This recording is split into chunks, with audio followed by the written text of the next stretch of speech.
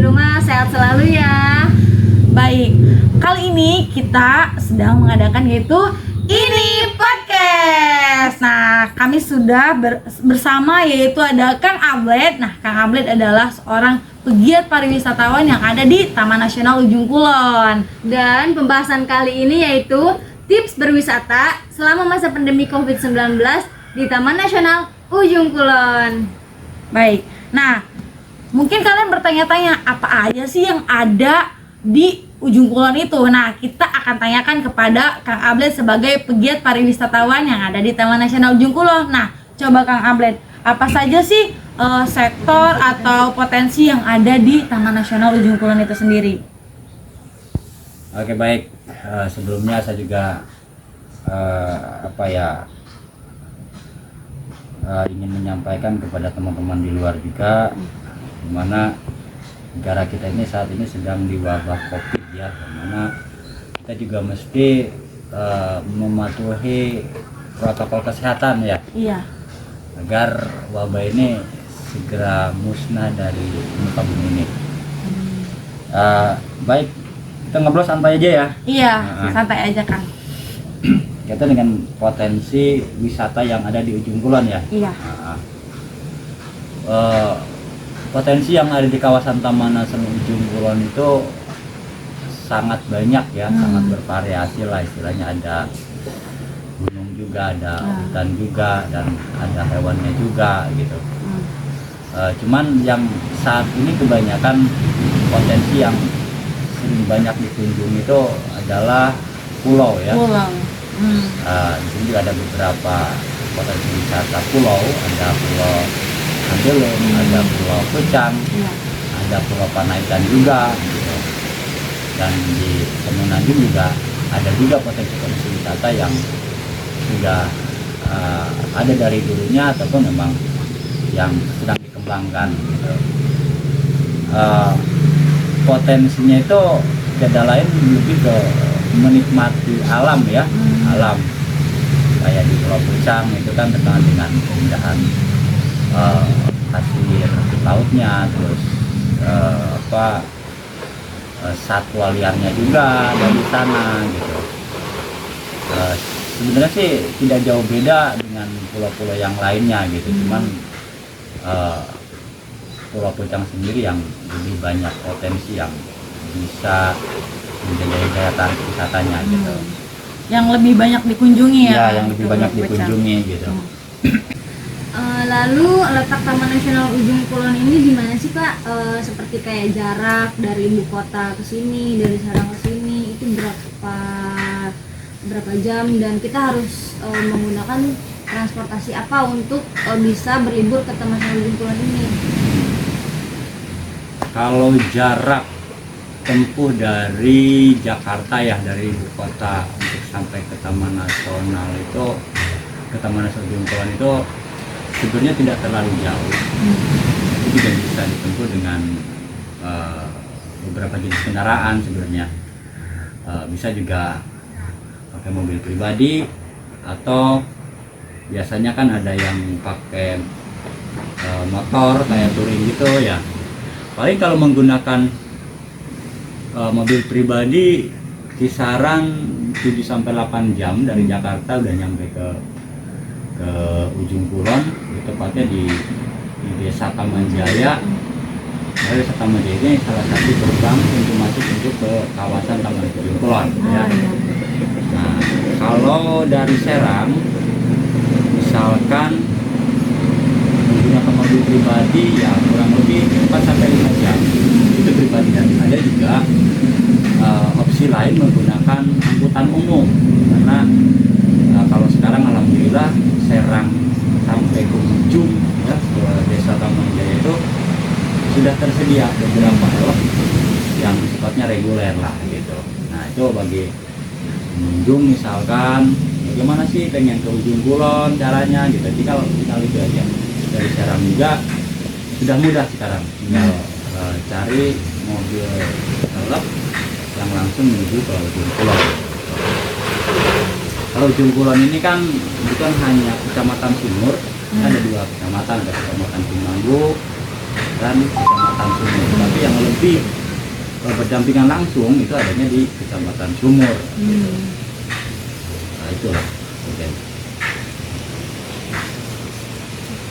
Nah, tadi kan sudah dikatakan sama Kang Aglet beberapa ada potensi wisata yang ada di Taman Nasional Ujung Kulon, yaitu salah satunya ada pantai dan pulau. Nah, apakah pantai dan pulau ini menjadi tempat favorit yang sering dikunjungi oleh pengunjung? Pantai ya? Iya. Kalau bicara pantai sebenarnya Ujung Kulon itu tidak terlalu banyak punya pantai yang bagus ya. Cuman kelebihan dari Ujung Kulon sendiri itu banyak variasi tempat-tempat yang bisa dikunjunginya. Karena kalau Ujung Kulon itu lebih ke alam ya. Nah, kebetulan Ujung Kulon itu kan salah satu habitat binatang langka yaitu bedak Jawa. Nah, kebetulan sih kalau Ujung Kulon kebanyakan itu lebih ke penikmat alam. Karena ada jalurnya itu kan ada dua, ada yang bisa melalui laut, ada juga yang melalui darat gitu. Nah, itu tergantung dengan keadaan si wisatawan yang berkunjung ke sini gitu. Walaupun mereka suka dengan tantangan, biasanya mereka jalan kaki melakukan trekking dari Taman Jaya menuju Pulau Pucang, dan biasanya dari Pulau Pucang baru dijemput sama kapal. Itu juga sebaliknya, ada yang bisa pakai kapal, pulaunya bisa trekking gitu. Nah, itu dah di sini. Kalau Ujung Kulon itu kan yang terkenal dengan pasir dan pantainya itu lebih di Pulau Pucang. Pulau berarti ya? Nah, lebih di pulau gitu. Kalau di Semenanjung intinya sih kurang begitu banyak lah ya yang bagus lah pantainya. Iya. Lalu dengan adanya pariwisata yang datang ke sini ya Kang Aglet, kan pasti tuh meningkatkan sektor ekonomi di sini. Nah, selain itu juga pasti menimbulkan adanya perubahan-perubahan ekonomi pada masyarakat. Lalu bagaimana pengaruh pariwisata ini terhadap perekonomian di lingkungan masyarakat? Kalau pengaruh pariwisata terhadap perekonomian masyarakat ini jelas berpengaruh. Itu dulu.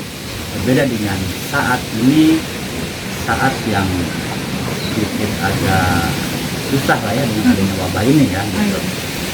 Artinya dengan pariwisata itu bisa mengaktifkan masyarakat mulai dari jahit, terus di jasa sewa kapal gitu kan, terus di homestay gitu, dan ada juga sebagian masyarakat yang melakukan pengadaan souvenir kayak gitu.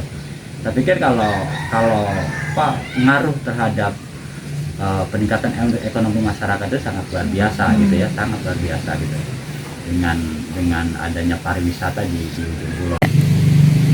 Terus apakah wisatawan yang datang ke berbagai objek wisata yang ada di Taman Nasional Ujung Kulon ini selalu mengalami peningkatan dari tahun ke tahunnya nggak, Kak Aglet? Kalau peningkatan itu ada ya kalau dulu. Dulu ya. Kalau dulu. Cuman kalau sekarang kan karena dengan peraturan yang saya pikir tidak terlalu ini, justru agak mengalami penurunan. Gitu. Agak mengalami penurunan dibanding dengan masa keadaan ini normal. Ya. Jadi saat ini jelas sangat terpuruk lah kalau di wisata di Taman Nasional. Karena adanya virus itu ya? Iya, karena adanya virus itu sehingga masyarakat juga takutan lah ya, takutan. Dan takutan juga karena memang peraturan dari pemerintah kita yang menjadi salah satu kendala juga gitu. Lalu ya Kang, apakah ada nih dampak positif dan negatif sumber daya pariwisata ini terhadap sosial masyarakatnya? Contohnya kayak yang datang ke Taman Nasional Ujung Kulon kan tidak hanya wisatawan lokal, ada juga wisatawan luar negeri, turis, dan mereka kesini pasti dengan budayanya mereka, memakai pakaiannya mereka yang seperti itu. Apakah itu mempengaruhi sosial masyarakat di sini gitu? Ini menarik sebetulnya ya. secara langsung itu belum ada ya, ini belum ada nampak perubahan dengan budaya asing yang datang ke kita gitu. Tetapi saya pikir kalau memang ini tidak dibuat sebuah aturan yang mana Ujung Kulon itu mestinya berbeda dengan tempat wisata-wisata yang lain ya, karena Ujung Kulon itu kan terkenal dengan mitosnya juga, ada tempat wisata religi juga gitu kan.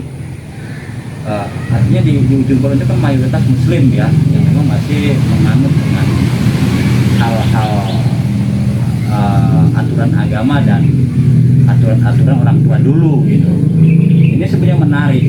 Saya juga sempat diskusi juga dengan beberapa teman yang sama bergerak di pariwisata.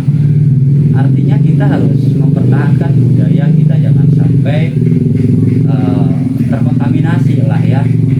Kalaupun memang perlu dibuat aturan, misalkan kita siapapun yang datang ke Ujung Kulon, kita arahkan mereka dengan tata cara berpakaian, tata cara berbicara, makan, minum, itu mestinya kita arahkan gitu, sehingga budaya-budaya yang diwariskan oleh leluhur kita itu tidak hilang gitu. Jangan sampai ada beberapa tempat wisata yang memang dianggap sakral ya, menurut cerita-cerita orang tua dulu itu, jangan sampai hal itu tidak ada dan bahkan dihilangkan hanya karena pengaruh luar itu tadi.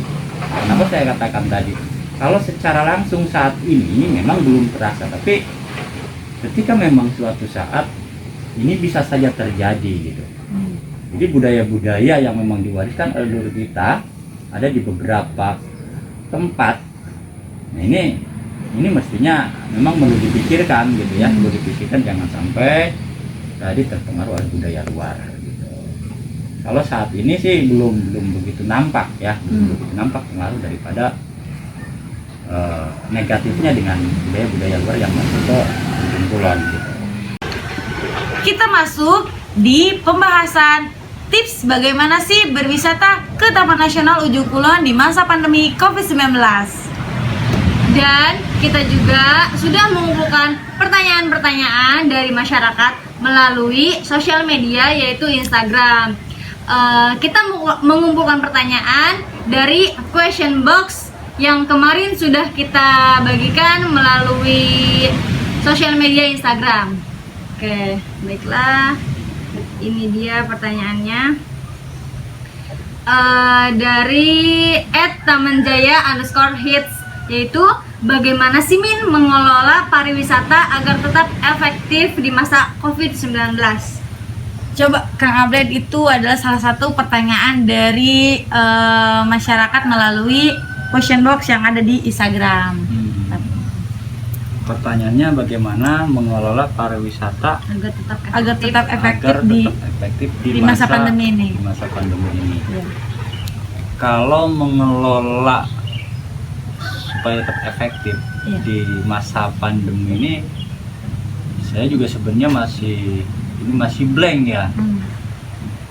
Karena wisata itu kan layaknya dikunjungi langsung.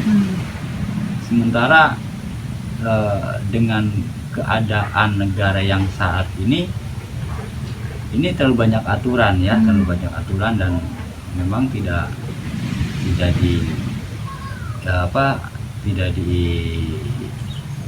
dibolehkan juga ya, karena khawatir penyebaran COVID ini terus bertambah gitu.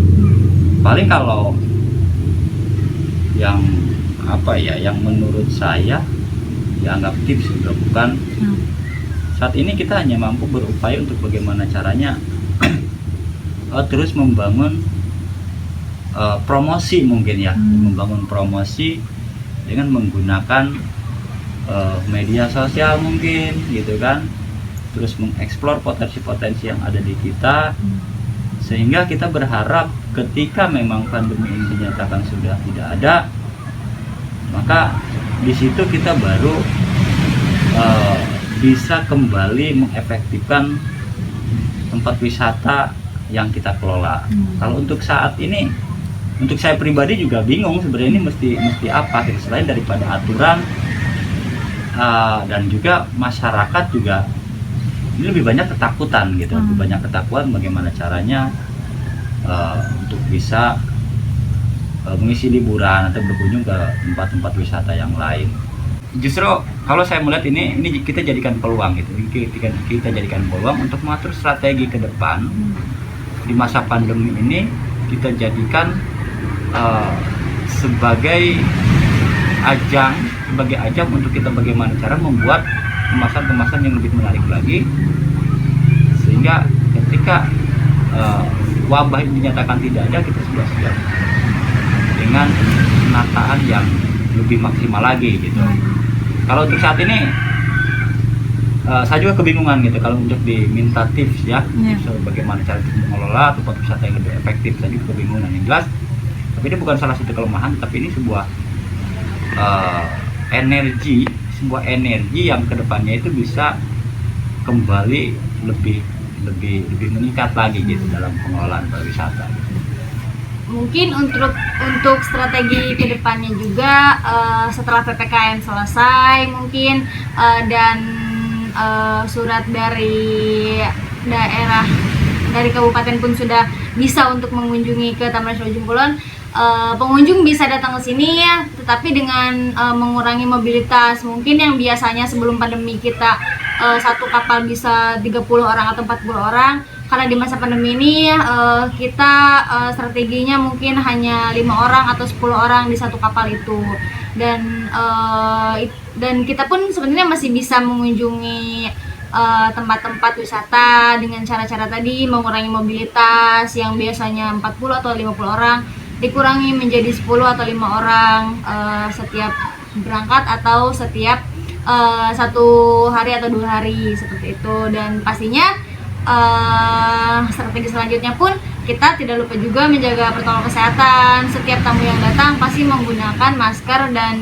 memakai hand sanitizer gitu. Mungkin itu ya teman-teman. Semoga bisa efektif strategi-strategi tadi, dan semoga dari kebingungan dari pandemi ini semoga kita bisa pecahkan sama-sama ya kawan-kawan. Pertanyaan selanjutnya dari _Atia, apa sih kebijakan dari pengelola pariwisata terhadap wisatawan di masa pandemi sekarang ini? Pertanyaannya apa kebijakan? Iya, dari pengelola pariwisata terhadap wisatawan di masa pandemi. Kalau kebijakannya mungkin ini dulu dengan peraturan pemerintah kaitan dengan kesehatan ya. Iya. Calon pengunjung yang datang ke sini itu harus mampu menunjukkan salah satunya bukti vaksin, terus bukti bahwa dia dalam keadaan sehat gitu kan, dan ya ini lebih mematuhi protokol kesehatan lah ya, kayak gitu, dan jaga jarak dan lain sebagainya gitu. Karena apa ya, bingung juga sih sebenarnya kalau bicara kebijakan itu, karena itu harus kembali ke diri masing-masing gitu, karena kesehatan itu bukan untuk orang lain, itu untuk kita sendiri. Ya, tapi jangan sampai masyarakat yang sakit kita ketularan, begitu juga sebaliknya.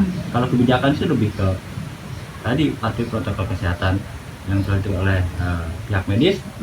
Yang terpenting kebijakannya ada di diri masing-masing calon ataupun orang yang mau berwisata, itu aja sih. Nah, sekarang juga kan lagi masa PPKM ya Kang. Nah, ada yang nanya nih dari Arifin 15 _ bagaimana sih tanggapan Kang Abled mengenai orang yang tetap pergi berwisata padahal lagi PPKM seperti ini gitu Kang?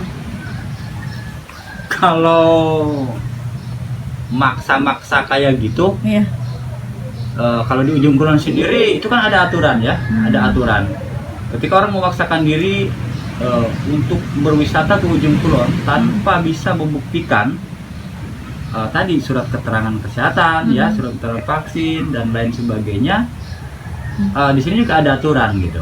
Ada aturan itu diawasi oleh pihak Taman Nasional juga, karena memang di sini kan kawasannya kawasan Taman Nasional, artinya ada yang menjaga, yaitu pihak Balai Taman Nasional.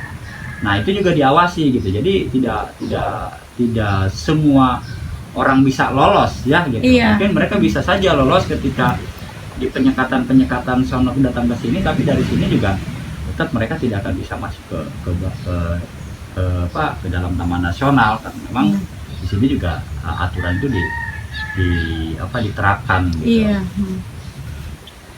Lalu ada pertanyaan sedikit kocak sih Kang nih dari Revan_Aviki, yaitu caranya biar berwisata ke daerah Taman Nasional Ujung Kulon di masa pandemi secara gratis gimana sih Kak? Nah, Tanya kalau, gitu. Iya, kalau secara gratis gampang ya.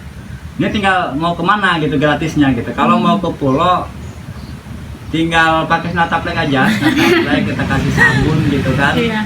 Nah, ataupun kalau mau trekking juga nggak mesti bayar guide, nggak mesti bayar apa, nyari sendiri aja gitu ya. Insya Allah sasar dan walau bisa pulang tidaknya gitu. Itu sih yang gratis ya, imbalannya juga nggak menyakitkan juga gitu. Terima kasih saudara Revan yang telah bertanya. Ini juga ada nih Kang, termasuk kocak dan kita juga emang bertanya-tanya sih dari Bugi_i. Nah, apakah virus COVID-19 ini bisa menular ke hewan seperti badak? Waduh, kalau ini sebenarnya bukan kapasitas saya ketika bicara penularan COVID dengan badak sendiri ya. Waduh, ini saya nggak bisa jawab. Iya. Yang jelas saat ini kan yang kita dengar itu virus COVID ini hanya penyebaran terhadap manusia ya. Kalau badak, wallahu alam saya nggak tahu, saya nggak bisa jawab soal ini. Mungkin bisa ditanyakan langsung ke pihak-pihak Ahlinya ya. ahlinya ya, hewan atau apalah ya. Iya, berbicara badak itu kan pengunjung juga kebanyakan mungkin dia mengunjungi Taman Nasional karena penasaran akan badak itu sendiri. Macam-macam sih ya. Macam-macam. Ada juga yang disebut dengan minat khusus. Biasanya mereka dari rumahnya itu khusus dia tuh pengen ketemu badak. Ada juga yang tadi berwisata biasa ya, berwisata umum yang menikmati keindahan pantai, keindahan alam, foto-foto gitu kan. Biasanya kalau badak itu sedikit peminatnya gitu, karena selain daripada mahal, nah juga ini yang paling susahnya juga bertemu langsung dengan badaknya gitu. Makanya di Ujung Kulon itu kan ada wisata minat ketemu badak. Iya. Jadi kayak wisatawan khusus gitu ya? Wisatawan khusus gitu. Biasanya kan kalau itu dari luar, turis-turis bule lah ya, yang pakai paket minat khusus itu yang ketemu badak itu biasanya dari luar. Nah teman-teman, jadi untuk pengunjung wisatawan yang datang ke Ujung Kulon itu bukan hanya dari Indonesia saja, tapi bisa dari luar negeri juga, seperti itu. Kita akan membacakan pertanyaan selanjutnya. Ini ada dari @rektor_undiwa. Nah, Min, di Desa Taman Jaya ada wisata pegunungannya nggak ya? Nah, coba kita tanyakan ke Kang Abled. Tadi kan kita membahas tentang pantai pulau, coba di Taman Nasional Ujung Kulon ini ada wisata gunungnya nggak sih Kang? Kalau wisata gunung, kalau gunungnya sih ada. Iya. Cuman kalau untuk dijadikan tempat wisata ya dikunjungi itu belum ada sebenarnya. Tapi kalau maksa gitu kan, biasanya kan kalau orang-orang yang suka gunung itu orang yang apa ya, yang gede nyali lah ya istilahnya gitu, yang senang dengan tantangan. Sebenarnya kalau gunung sih ada, gunung di Ujung Kulon juga ada, cuma tidak seperti gunung yang di Kulon ya. Iya. Mungkin hanya kalau saat ini hanya dijadikan gunung itu tempat penelitian saja sih, bukan untuk pendakian gitu, karena gunung di Ujung Kulon itu berbeda dengan gunung yang lain gitu. Ada sih kalau gunung sih ada, cuman ya dong belum bisa dijadikan tempat wisata gunung ya gitu. Apa sih Kang nama gunungnya? Kalau di sini kan yang terkenal di Ujung Kulon itu ada Gunung Menje gitu kan. Ada juga yang di dalam sana ada ada Gunung Paguyutan kayak gitu. Dan Gunung Paguyutan itu sebuah gunung yang tetapi di atasnya itu tidak bisa dijadikan apa ya sebagai tempat wisata gitu ya. Kalau di tempat-tempat lain kan ada gunung dijadikan tempat wisata dengan jalur pendakian dan di atas membuat tenda dan sebagainya. Kalau di sini tidak gitu. Nah itu. Kalau Gunung Krakatau itu kan masih masuk Taman Nasional Ujung Kulon juga. Kalau Krakatau bukan. Krakatau itu bukan termasuk di Taman Nasional. Kalau dulu iya ya, kalau dulu iya. Kalau sekarang di Pulau-nya bukan di Taman Nasional, itu di daerah Lampung. Kita menginjak ke acara terakhir dan ada sebenarnya masih banyak pertanyaan, tetapi kita juga memilih pertanyaan yang patut kita bahas kali ini ya.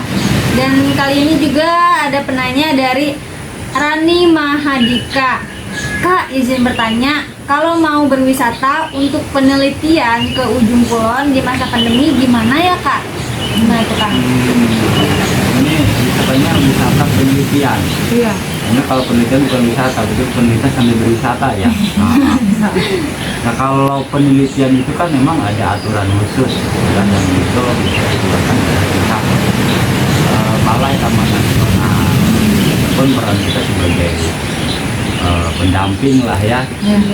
Nah kita hanya menunjukkan aja, kita hanya apa di mana ininya, di tempatnya, gitu. Jelas kalau penelitian itu ada aturan khusus, ada aturan khusus yang memang mesti ditempuh suatu dengan pihak Balai Taman Nasional. Berarti harus ada perizinan secara resmi. Perizinan resmi, tidak sembarangan kalau penelitian baik oleh mahasiswa ataupun oleh kepentingan pendidikan lainnya gitu.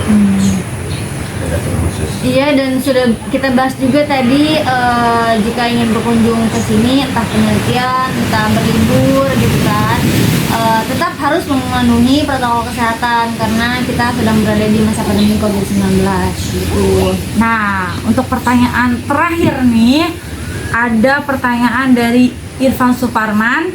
Nah, katanya kenapa sih harus datang ke Ujung Kulon, Kang? Ini nih. Kalau orang itu orang mana? Orang Tangerang ya. Orang Tangerang yang masuk Banten juga ya. Iya, masuk. Nah ini menarik. Kalau orang Banten itu wajib. Apalagi orang luar sih sebenarnya. Iya. Sebelum orang luar, orang Banten juga harus tahu gitu. Karena Ujung Kulon ini salah satu kawasan yang lengkap sebenarnya. Kita pengen lihat langsung satwa liar kayak banteng, rusa gitu kan. Nah ini di Ujung Kulon itu udah ada, sudah lengkap. Ketika bicara keindahan bawah lautnya, ketika bicara pulaunya, ketika bicara tantangannya, Ujung Kulon itu lengkap sudah lah ya. Memang salah satunya Ujung Kulon itu pilihan paling tepat sebenarnya untuk berwisata selain daripada banyak potensi-potensi wisata yang bisa dikunjungi, selain itu juga murah meriah sebenarnya gitu. Nah, jadi Ujung Kulon itu termasuk kepada wisata yang komplit. Untuk mungkin kalau kebun binatang itu beda lagi ya. Kalau di sini secara alami gitu, si binatangnya itu dia berdekatan langsung dengan hutan yang ada di Taman Nasional Ujung Kulon itu sendiri. Seperti itu. Nah, itulah tadi beberapa pertanyaan yang sudah terjawab oleh Kang Abled. Dan jika kalian ingin berkunjung ke Taman Nasional Ujung Kulon, jangan bingung lagi, jangan risau lagi, karena untuk tempat sudah affordable, sudah aman, dan tentunya sudah safety juga, sudah tercatat oleh Dinas Pariwisata. Lalu untuk tempat pariwisatanya yaitu ada Savana Cidaon yang isinya hewan-hewan langka. Di sana ada banteng, ada burung merak, dan jika beruntung kalian bisa bertemu dengan ular piton ataupun bisa juga bertemu dengan badak jika beruntung ya kawan-kawan. Lalu ada Pulau Pucang yang terhampar pasir putih dan lautnya yang biru dan snorkeling, Pulau Badul, lalu ada Pulau Handelem. Di sana pun banyak terumbu karang yang masih asri dan tetap terjaga. Lalu ada Pulau Panaitan yang hobi surfing cocok ke Panaitan. Nah, begitu teman-teman. Tapi kita harus ingat, untuk berkunjung ke Taman Nasional Ujung Kulon di masa pandemi ini, kita harus tetap mematuhi protokol kesehatan, yaitu mungkin yang tadi dikatakan mengurangi mobilitas, terus kita harus mempunyai surat vaksin atau surat bukti swab, seperti itu ya teman-teman. Karena Taman Nasional Ujung Kulon ada di Provinsi Banten, nah Wong Banten harus nih mengunjungi wisata di Taman Nasional Ujung Kulon. Masa sih kalah sama anak-anak turis? Terima kasih kepada teman-teman yang telah bertanya melalui question box di Instagram, dan juga terima kasih kepada Kang Abled yang telah menyempatkan waktunya hari ini untuk membahas dan berdiskusi tentang tips berwisata selama masa pandemi COVID-19 di Taman Nasional Ujung Kulon. Dan juga kita selaku pembawa acara pada hari ini di podcast ini undur diri dan mohon maaf jika ada kesalahan dan tutur kata yang tidak pantas. Mohon maaf, dan terima kasih kepada teman-teman yang telah menonton, dan jangan lupa subscribe, like, dan share video ini kepada teman-teman kalian, saudara atau siapapun itu, agar tetap dijaga kesehatan dan tetap stay safe selama berlibur kemanapun itu. Terima kasih. Assalamualaikum warahmatullahi wabarakatuh.